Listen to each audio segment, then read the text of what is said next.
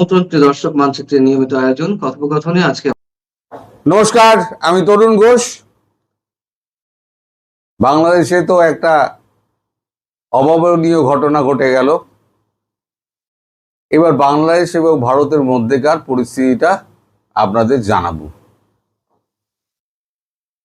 প্রথমে ভারতের পরিস্থিতিটা একটু জানাই। সার্জিও গোর, তার সঙ্গে মিটিং হওয়ার পর দীনেশ ত্রিবেদী একদম ফিরে তিনি সামান্য খাওয়া দাওয়া করে দিল্লির উদ্দেশ্যে রওনা হন।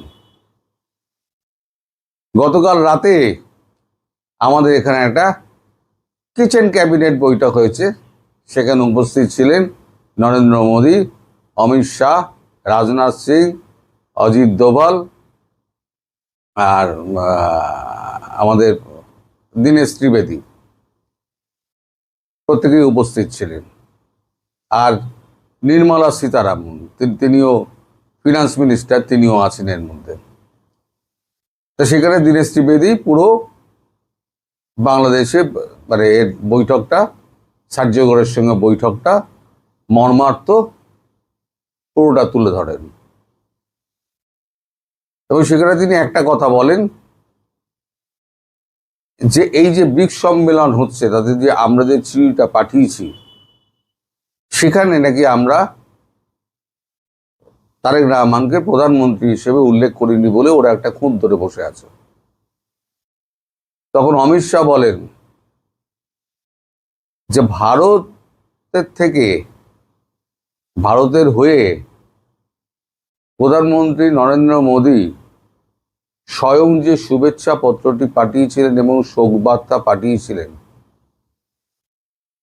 তার কি ধন্যবাদ সূচক একটা পত্র বাংলাদেশ থেকে এসছে? এই সৌজন্যতা বোধ না বাংলাদেশের প্রধানমন্ত্রীর আছে, না বাংলাদেশের যারা নেতা আছে এখন ক্ষমতায় তাদের আছে। এখন ভারতকে যদি কেউ দুর্বল মনে করে তাহলে ভুল করবে। ভারতের সহনশীলতাকে দুর্বলতা ভাবার কোনো কারণ নেই। आप जो दिखाएगा मैं उसको उन्हीं के भाषा में जवाब दूंगा। মানে যে যেরকম দেখাবে আমি সেই ভাষাতেই জবাব দেব। তাই তিনি প্রধানমন্ত্রী হিসেবে তার নামটা উল্লেখ করেননি। কারণ তুমি তো আমাকে সৌজন্য দেখাওনি, আমি কেন বারবার সৌজন্য দেখাতে যাব? এরপরের ব্রেকিং নিউজটা হলো, এরপরে যা কথাবার্তা হয়েছে আমি সব জানতে পারিনি। এরপরে যে ব্রেকিং নিউজটা হলো, আজকে সকালবেলা দীনেশ ত্রিবেদী সোজা চলে যান শেখ হাসিনার কাছে। মোদিজি মানে নির্দেশেই গিয়ে সেখানে তিনি পুরো অবস্থাটার ব্যাখ্যা করেন এবং 40 মিনিট ধরে তাদের মধ্যে কথাবার্তা হয়।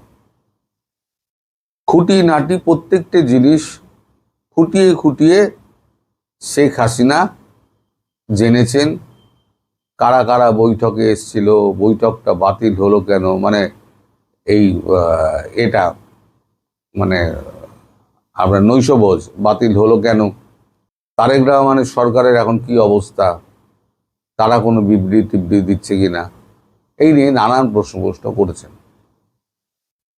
মিটিংটা চললে 40 মিনিট, অর্থাৎ যে ঘটনাবলী বাংলাদেশে ঘটে গেল সেটার পুঙ্খানুপুঙ্খ রিপোর্ট কিন্তু চলে গেছে শেখ হাসিনার কাছে। উল্টো দিকে সার্জিও গোর তিনি দিল্লি ফিরে এসছেন। এখন দিল্লি ফিরে আসার পর যিনি কথায় কথায় ডোনাল্ড ট্রাম্প প্রেসিডেন্টকে ফোন করেন, এত বড় একটা ঘটনা হওয়ার পর তিনি কি প্রেসিডেন্টকে জানাননি?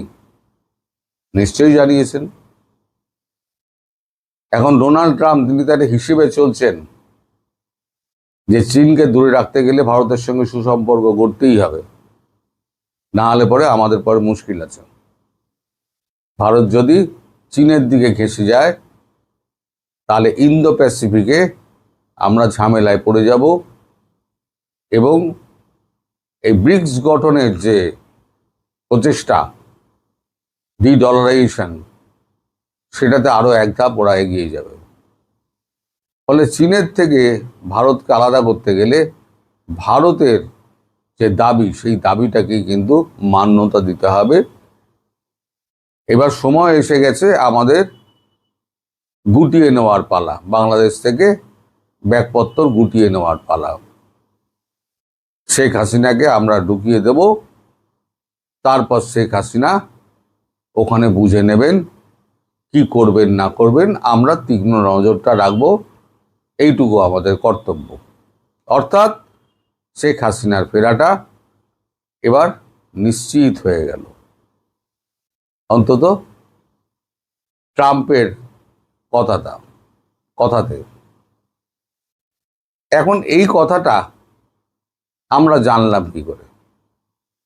এই কথাটা স্বয়ং সার্জিও গোর তিনি জানিয়েছেন আমাদের বিদেশমন্ত্রী ডক্টর জয়শঙ্করকে। ডক্টর জয়শঙ্কর মারফত এই খবরটাই ছড়িয়ে গেছে। তিনি কোনো প্রেস কনফারেন্স করেননি, বলে না খবর ছড়িয়ে যায়, খবর থাকে না, চাপা থাকে না। এবার আসি উল্টো দিকে বাংলাদেশের কথা। সার্জিও গোর ফিরে যাওয়ার পর এখন থরহরি কম্প লেগে গেছে। মানে কে কোথায় কি বলবে না বলবে ঠিক করতে পারছে না। জামাত এবং এনসিপি তারা বিএনপিকে দোষারোপ করছে, যেটা এটা চক্রান্ত।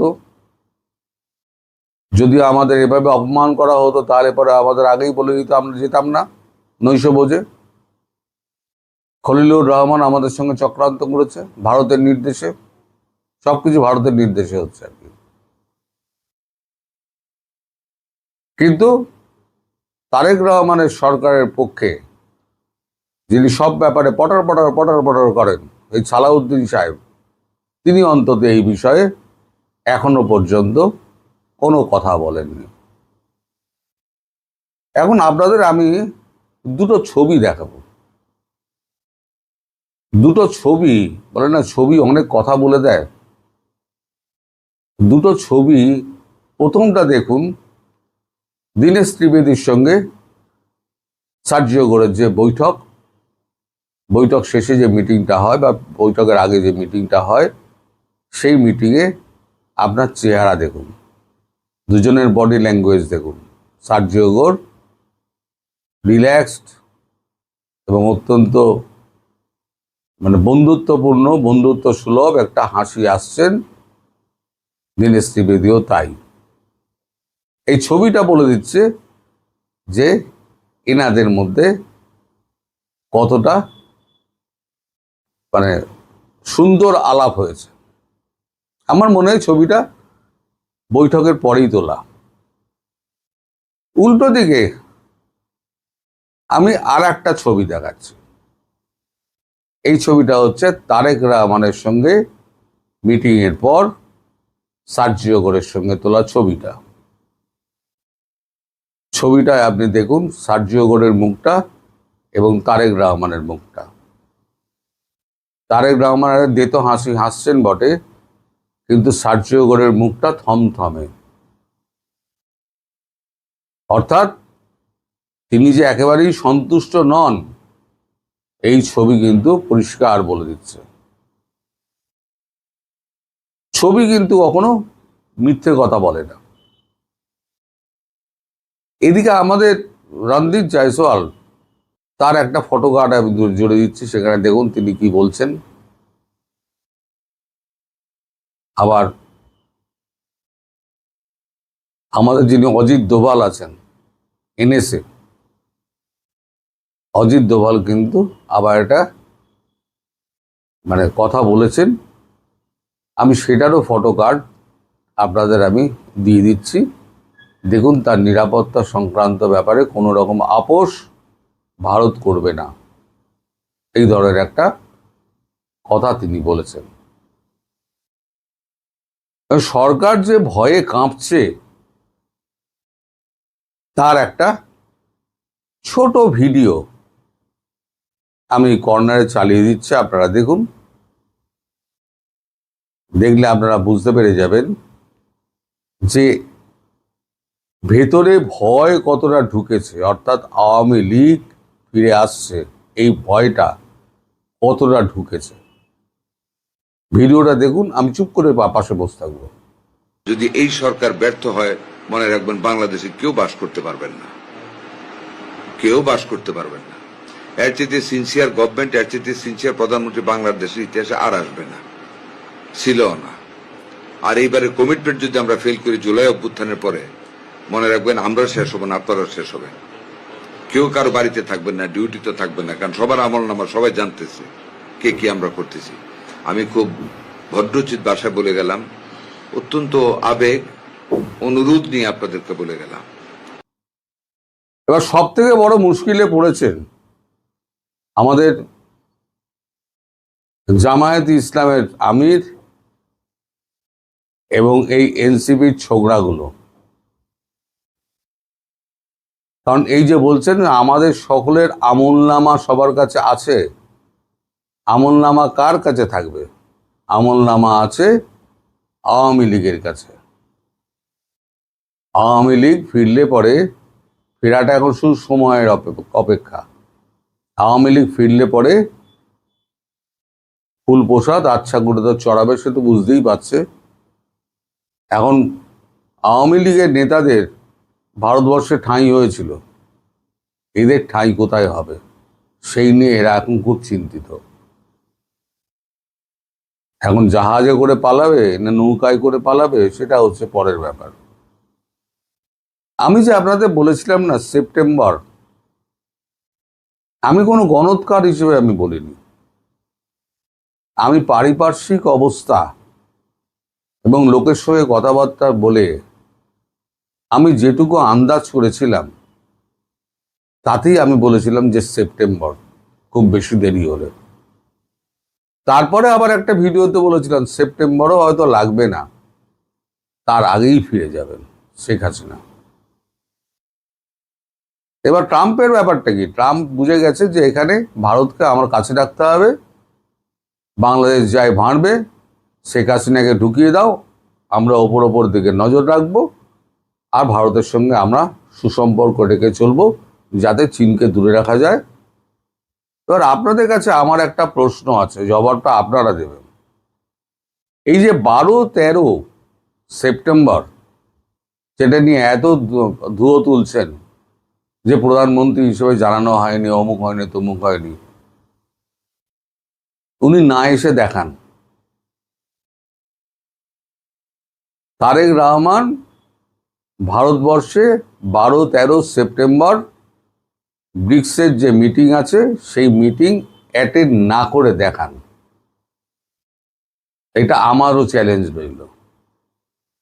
যদি আসেন তাহলে ভালো, আর যদি না আসেন তাহলে আরো ভালো। কোনোটাতেই ভারতবর্ষের কোনো অসুবিধে নেই। ভারতবর্ষ তার নিজস্ব গতিতে চলবে এবং ভারতবর্ষ সহনশীল বলে আপনারা যাচ্ছে তাই বলে যাবেন, সহ্যের একটা সীমা আছে, সেই সীমা আপনারা অতিক্রম করে গেছেন। এইবার বলে না ঝি মেরে বউকে শেখানো, এটাই হবে। বাংলাদেশকে আক্রমণ করলে বাংলাদেশ ছাতু হয়ে যাবে, বাংলাদেশকে আক্রমণ করে লাভ নেই, কারণ আবার ঘুরতে হবে ভারতকেই, কেউ টাকা দেবে না। ভারত এই মুহূর্তে চাইছে না, আর ভারতের ভেতরে এখন ইন্টারনাল এত সমস্যা রয়েছে, ওই ঝামেলা ভারত এখন জড়াবে না। কাঁটা দিয়ে কাঁটা তোলা হচ্ছে সব থেকে ভালো, তাই উপযুক্ত পথটাই ভারত ধরেছে। এবার আপনারা অপেক্ষা করুন, এই আগস্টের মধ্যে, আমি আজকে আগাম ঘোষণা করে দিলাম, লিখে রেখে দিন, এই আগস্টের মধ্যে তারেক রহমান সরকার গদি উল্টাবে। এখন তিনি লন্ডন পালাবেন না কোথায় যাবেন সেটা তিনিই ঠিক করবেন। আর জামাত আর এনসিপি তাদের কি হবে ঈশ্বরই জানে।